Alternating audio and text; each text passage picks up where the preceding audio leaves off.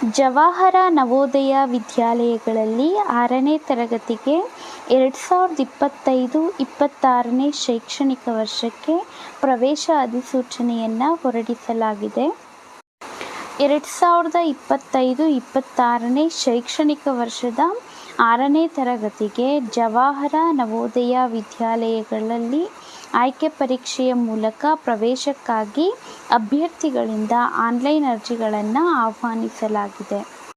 ಹಾಗಾಗಿ ಯಾರ್ಯಾರೆಲ್ಲ ತಮ್ಮ ಮಕ್ಕಳನ್ನು 6ನೇ ತರಗತಿಗೆ ಜವಾಹರ ನವೋದಯ ವಿದ್ಯಾಲಯಗಳಲ್ಲಿ ಓದಿಸ್ಬೇಕು ಅಂತ ಅಂದ್ಕೊಂಡಿದ್ದೀರಾ, ಅದರಲ್ಲಿ ಶಿಕ್ಷಣವನ್ನು ನೀಡಬೇಕು ಅಂತ ಅಂದ್ಕೊಂಡಿದ್ದೀರಾ, ಅವರು ಎಲ್ಲ ಅರ್ಜಿಯನ್ನು ಸಲ್ಲಿಸಬಹುದಾಗಿದೆ. ಇದಕ್ಕೆ ಬೇಕಾಗಿರುವಂತಹ ಅರ್ಹತೆ ಆಗಿರಬಹುದು, ಮೀಸಲಾತಿ ಮತ್ತು ಅರ್ಜಿಯನ್ನು ಸಲ್ಲಿಸಲು ಕೊನೆಯ ದಿನಾಂಕ ಪ್ರತಿಯೊಂದನ್ನು ಈ ಒಂದು ವಿಡಿಯೋದಲ್ಲಿ ಕಂಪ್ಲೀಟಾಗಿ ಡೀಟೇಲಾಗಿ ಹೇಳಿಕೊಡಲಾಗುತ್ತೆ.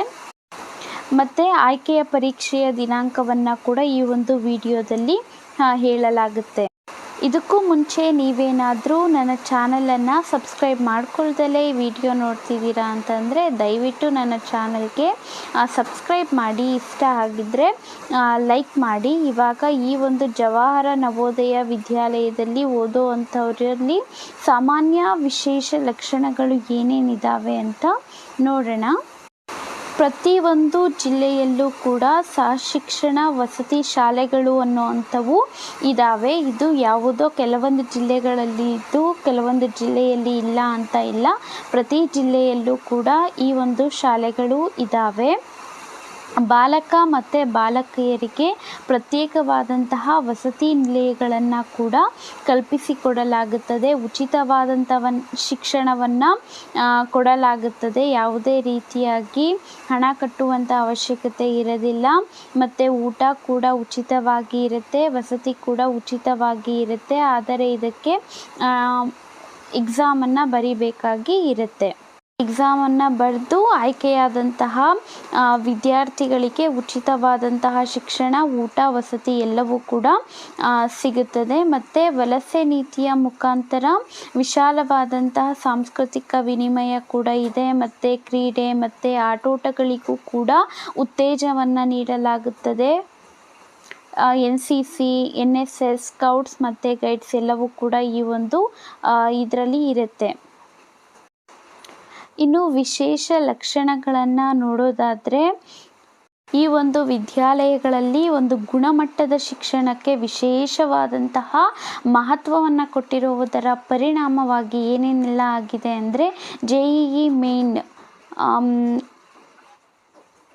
2024ರಲ್ಲಿ ಏನು JEE ಮೇನ್ಸ್ ಎಕ್ಸಾಮ್ ನಡೆದಿತ್ತು, ಅದರಲ್ಲಿ ಆಯ್ಕೆಯಾದಂಥವರಲ್ಲಿ 12,071 ವಿದ್ಯಾರ್ಥಿಗಳಲ್ಲಿ 4,352 ಅಂದರೆ 36.5% ವಿದ್ಯಾರ್ಥಿಗಳು ಈ ಒಂದು ವಿದ್ಯಾಲಯಗಳಲ್ಲಿ ಓದಿದ ವಿದ್ಯಾರ್ಥಿಗಳೇ ಅರ್ಹತೆಯನ್ನು ಪಡೆದಿದ್ದಾರೆ.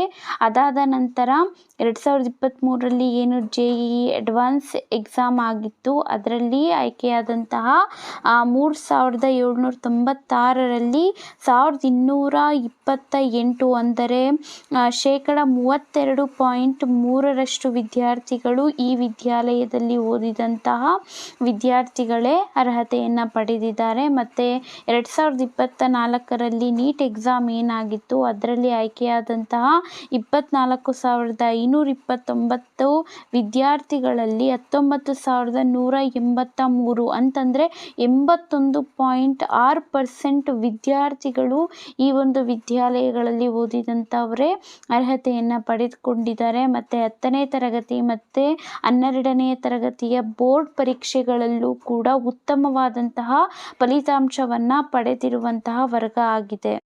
ಇನ್ನು ಈ ಒಂದು ವಿದ್ಯಾಲಯಗಳಲ್ಲಿ ಓದೋದಕ್ಕೆ ಏನೇನೆಲ್ಲ ಅರ್ಹತೆ ಇರಬೇಕು ಅಂತ ಅಂದರೆ ಅಭ್ಯರ್ಥಿಗಳು ಯಾರಿದ್ದಾರೆ ಆ ಅಭ್ಯರ್ಥಿಗಳು ಕಾರ್ಯನಿರ್ವಹಿಸುತ್ತಿರುವಂತಹ ಸಂಬಂಧಿಸಿದ ಜವಾಹರ ನವೋದಯ ವಿದ್ಯಾಲಯಗಳು ಆಯಾ ಜಿಲ್ಲೆಯ ವಿಶ್ವಾಸಾರ್ಹ ನಿವಾಸಿಗಳೇ ಆಗಿರಬೇಕಾಗಿರುತ್ತೆ.